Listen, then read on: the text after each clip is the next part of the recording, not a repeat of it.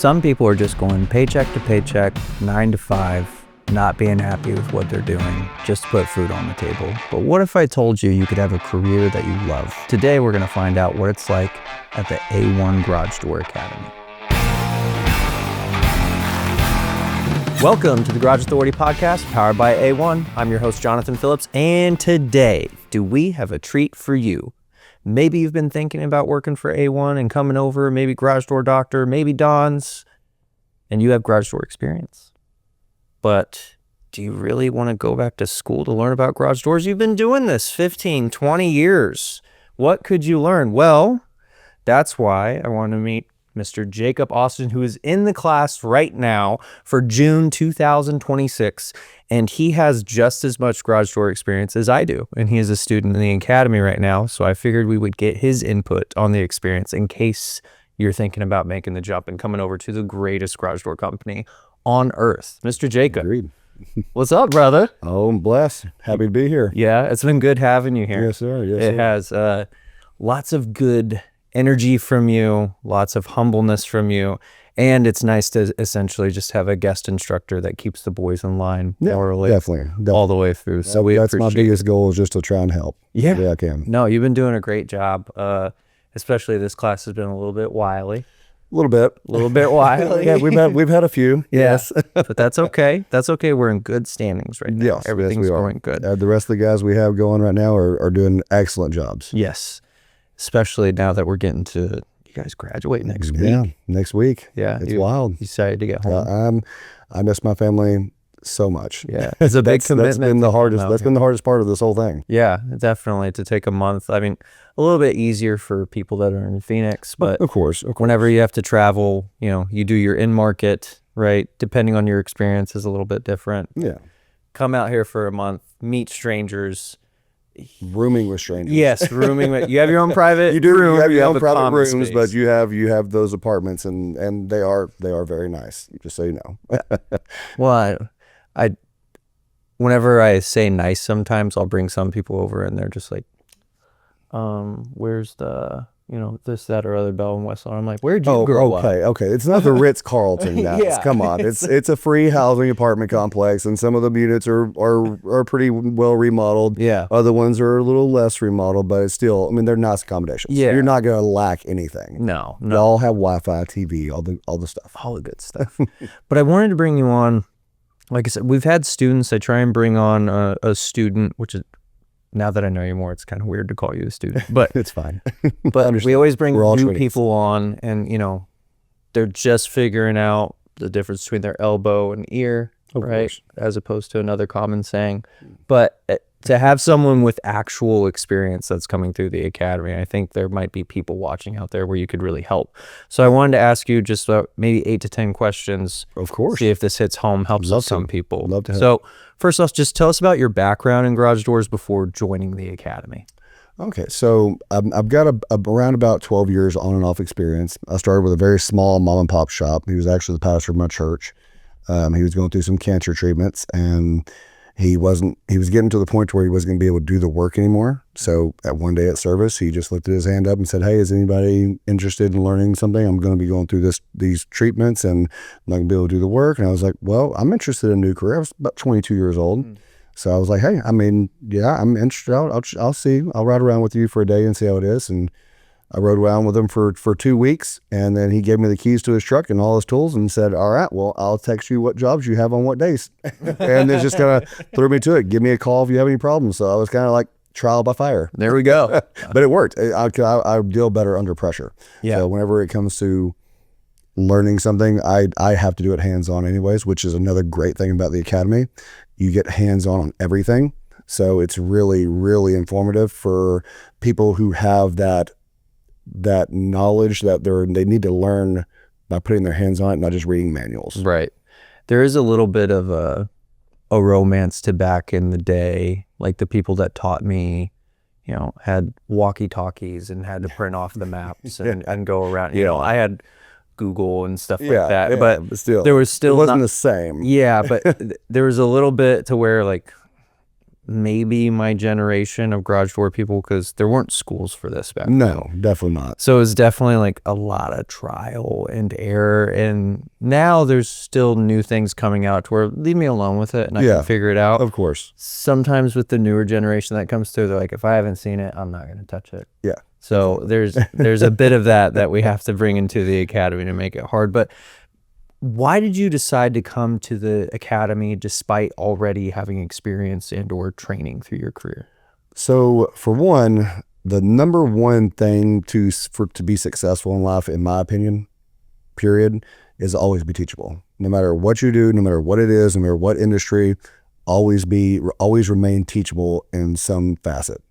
You're going to have a lot of information. I mean, over the years of doing this, I have a lot of information, a lot of knowledge, a lot of different nuances and ways of doing things that y'all teach differently. But I'm here at y'all's academy. I'm going to respect the way that y'all do it, and because y'all teach the safest, most effective way of doing it. Right. And it's up to you to follow that process. So for me, it was just about gaining a larger knowledge basis. Right. And because y'all have taught me things that I didn't know in the field from the years of experience. Didn't know how to calculate IPPT, didn't know how to calculate high lift or vertical track or pitch or anything like that. They just, with every company I've ever worked for, we just gave them measurements. They sent it off to the manufacturer. They would calculate all that, order what we needed, and send us to it. Right. Which I do think a lot of companies still do, but whenever you have a technician that can kind of understand when to apply, when not to apply, is it feasible, sometimes whether those measurements being correct or not that you sent to a manufacturer, maybe the manufacturer made a mistake. Yeah. That's mostly the reason to where if anyone gives us pushback, like, why do they need to learn that? It's like, we don't want the client to have to suffer the mistake of the telephone game of professionals. Agreed. 100%. Right. So we want to be like, that technician, that manager, whoever ordered the door, and the manufacturer themselves, like, that's 4 layers of, this is the right thing that's needed for it. Of course. The redundancies are very important. Yes. You can really never have too many redundancies, because who wants to get stuck with a $25,000 door that can't be installed because it was ordered wrong and the manufacturer's not going to take it back because it was custom? Yeah. And it happens every day. Every single day. It's happened to me. I mismeasured a door one time, and it cost me, luckily, I was thankful it wasn't a super expensive door. It was a polyurethane injected door, but it was short panel white, so it wasn't crazy odd. So they docked my check until I got that door sold, and then eventually I really pushed to sell that door, and finally got it sold and got my money back. So it was a blessing. Good. So what was your first impression whenever training first started in the academy? Honestly, I was in my head a lot before getting here. I was really nervous. I didn't know what to expect. I've never been away from my family for this long. I knew what the commitment was going through with this. I had my 2-week ride along with my guys in Houston, and then coming here, like knowing, like getting kind of a feel from all the other techs I was riding with, trying to be, hey, so what was it like? What was your experiences? And some of the stories I heard were a little crazy, a little wild. Some of them were like really laid back and really chill. And I was like, okay, well, that's good. It was really the mind game of being away from the family. I mean, I have a wife and 3 kids, so I'm big in my church. I'm a large member of my church when it comes to. Shout out to the Austin family. Thank you so much for letting us borrow Jacob for the month, and shout out to the church too. He's been absolutely wonderful, and I'm sure you miss him greatly. Yes, as I miss them. Yeah. So really, the biggest thing about it was kind of getting out of my head once I got here. And putting all my preconceived notions of what I could see or what could happen from all the horror stories that I heard. Not really horror stories, just some delinquent individuals that made it through processing that kind of ruined it for other people in the groups. Getting some of those out of my head and just kind of pushing along and realizing that this is going to be a really great experience. I'm going to make some friendships that I really didn't expect to make. Like truly, like friends that I guarantee I will be giving a call to that are in Minnesota and in Oklahoma and across the country. It's a really unique experience here. Yeah, it's a nationwide team. Yeah, through and through. It truly is, and it truly seems like not only your other techs that you're going to be here with or your other trainees you're here with, but the leadership here actually cares. They actually want you to succeed. We've lost several people this round, and over the last couple of days, and it's hard. It's hard to see some of these individuals go home. So it is important that you study and that you pay attention and focus and learn and take in as much as you can, because we don't want to see any of our brothers go home. Yeah, I mean, it was a little bit more than 10%. Yeah. By halfway through, and then we still have quite a few finals and stuff like that to go through. Yeah, so exactly. But I think the team's got a good vibe. And they do, and they definitely have a lot firmer grasp, and everybody's definitely buckling down. We're doing study parties together. That's the biggest thing that people miss about the academy. The quicker that you can not make friends, but don't be too cliquey, and make it like a commune of like, we need to get it together and study and work. Yeah, and there is a few of the younger guys, because I mean, there's a wide range here. I mean, you have everything from like 19, 20-year-olds all the way up to, there's a few of them there in their late 40s, early 50s. So a little bit of like some younger groups are definitely getting together and having their little local young study parties. But I mean, they're fresh out of high school, fresh out of college, or still in college, and they're still used to that process, where some of us older guys were a little bit more seasoned. We're kind of like just kind of leaning on each other and just giving up with more realistic problems and questions, and like challenging each other in different ways. Right. That will help us kind of lock it in. So what surprised you most when you guys doing these study groups and, pretty well versed in how the academy works? What has been the most surprising about the academy curriculum to you? The most surprising. I had to think about that one for a moment. I've seen a lot in my years of the garage door stuff. It's definitely a lot more laid back, and a lot more fun. Yeah, honestly, it's actually, the environment it wasn't this super structured worker bee droney kind of going through school situation. It was more of like, y'all made it entertaining. Yeah, y'all made it fun. Y'all kind of integrated like the Jeopardy game, like when we go in there and do the questions and the whole coupons and the drawing at the end of the year, at the end of the semester and everything. It's just, that was kind of a surprise to me. I wasn't expecting that. I was expecting it to be more kind of monotonous, kind of just going through the motions, learning technical data and how to wind springs and install openers and hang doors for the installers and all that kind of stuff. And it definitely was a quite a bit different than what my mind was thinking it was going to be. Right on. Now, what skill do you think you, with the experience, that you've improved on the most while you've been here? Definitely calculations of IPPT and calculations of like getting, it's really going to be more about the measurements and the equations needed for calculating all your special order stuff, because I just didn't have much experience in that, even in the years of experience of ordering custom doors and selling very expensive doors to homeowners in Houston.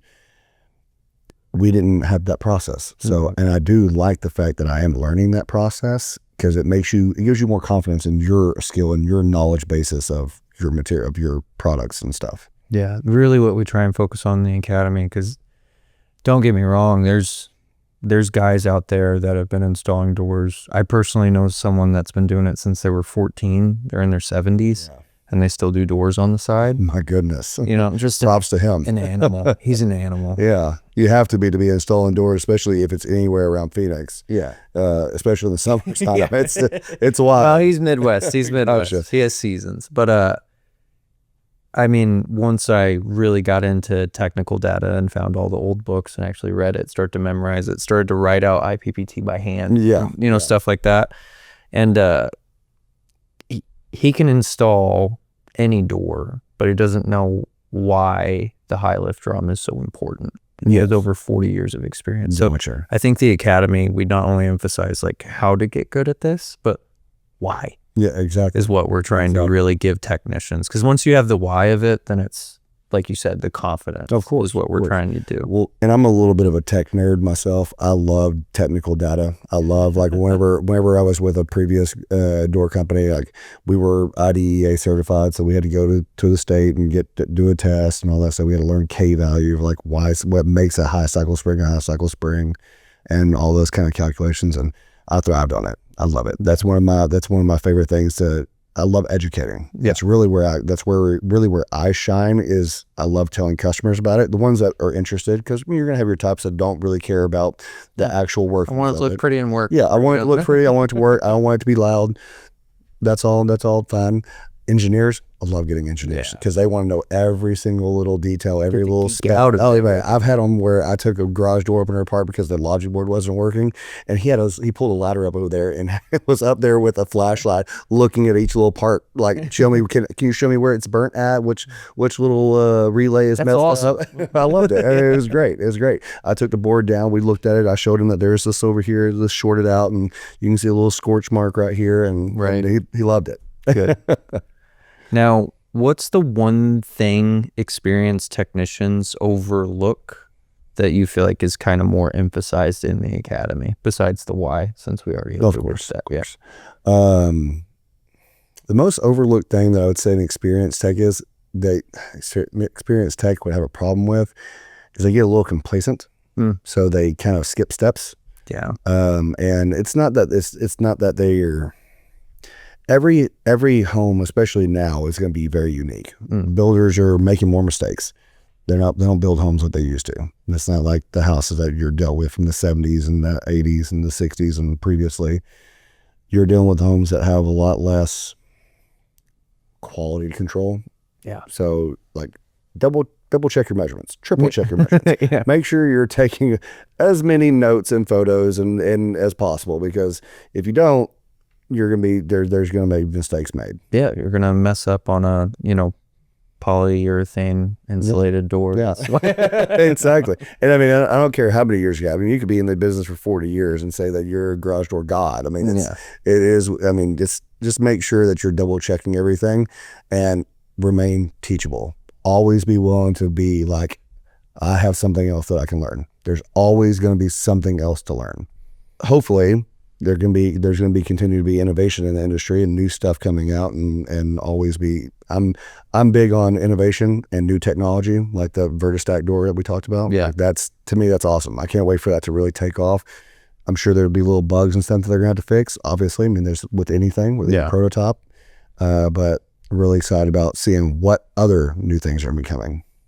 What would you say is the advantage of having the academy instead of, a lot of garage door companies might not have the means to build an academy and stuff. So, of course, what else is there to do other than, hey, we're going to throw this guy in a truck for 2 months, 3 months, 6 months, a year, however, and hope that he can survive financially until he can show that he has enough knowledge basis to be on his own. Right. So what would you say is the biggest contrast in between that academy learning and field learning? We try to combine both. Of course, yeah, because we do the ride along. Yeah. So you're in the field, you're putting hands on, you're in customers' driveways, you're in their garages, you're getting to deal with the customer directly with your ride along. My ride alongs had let me talk with a customer and point out different things. When I was on my ride alongs in Houston, I actually upgraded a door from a pan door that they were sold on to be like, well, do you mind if I go get you the insulated panel just to show you the difference? Yeah. And then brought it out there, showed it to him, because he was already making mention about he wants quiet reliability. He's retired. This is the home they're going to live in forever. There's nothing more reliable than a steel back door, right? Regardless of if it's inch and 5/8 or if it's a 2 inch. Yeah. Either way, it's the better quality, and he loved it. And we ended up upgrading him to that package, and that was it, dude. So what do you hope to take away from the academy by the time that you graduate, with the little bit of time that we have left? I'll make it happen, dude. Just tell me right now. $1 million.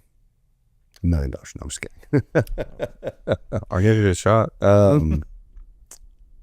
Honestly, the main thing that I'm looking forward to leaving the academy, which is going to be after you come here, you're going to realize that there is a little bit of you're going to get emotionally invested. You're going to get emotionally invested in the trainers. You're going to get emotionally invested in your trainees, in the environment, in the city, and what you do outside of the actual academy itself. Tons of hiking, by the way, for the outdoors enthusiast. Love it. That's my thing. Definitely gonna miss that. Going back to the bowl of Houston, Make sure you apply in the non-summer months if you really want to enjoy. unless you can really handle the heat, because it's been brutal. But honestly, it's my main takeaway is going to be the knowledge that I've gained. Just from being kind of reworked. I mean, I've been out of the sole garage door industry for a few years. Not super long, because I mean, I've been self-employed and did my own thing with customers and installed doors, installed openers on a regular basis, installed springs on a regular basis. But just the knowledge that I gained that I didn't receive from even some of the other larger garage door companies I worked for. Right. And I mean, I worked everywhere from small residential to large nationwide residential and commercial. Right. And there's still a lot that I learned here. And like I said, knowledge nerd. I love to learn. But the relationships with the guys that you're gonna bond with, because you're gonna bond with them.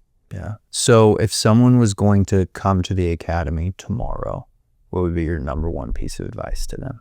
For anybody new coming to the academy, I would definitely suggest just being vulnerable, being open and vulnerable and willing to do whatever it takes, study, stay up as late as it takes. I mean, you do have to be here early, so within reason. Just stay on top of all your responsibilities, because you have a lot of responsibilities. You're not here with your family. You have a lot of mistakes that you can go out there and make if you're not strong enough to control yourself. Just be smart, be responsible, make the right decisions. And I mean, you have an unlimited, a limited amount of success that you can achieve here at this company. This company, there is no ceiling. You can go as far as you're willing to take yourself. Dude, it's 4 weeks away from your family. Make it worth it. Exactly. Jacob, thanks for coming on, brother. It's been my pleasure. I appreciate it. Yes, sir.